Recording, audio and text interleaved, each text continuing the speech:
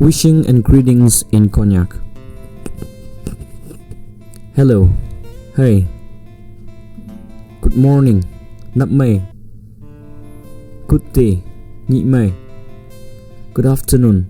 Nhị mây. Good evening. Ăn mây. Good night. Nhạc mây. Welcome.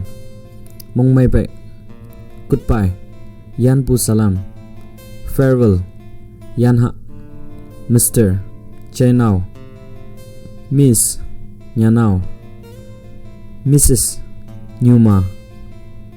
Male. Nathan. Female. Shiko. Male friend. Shimba. Female friend. Shimnyu.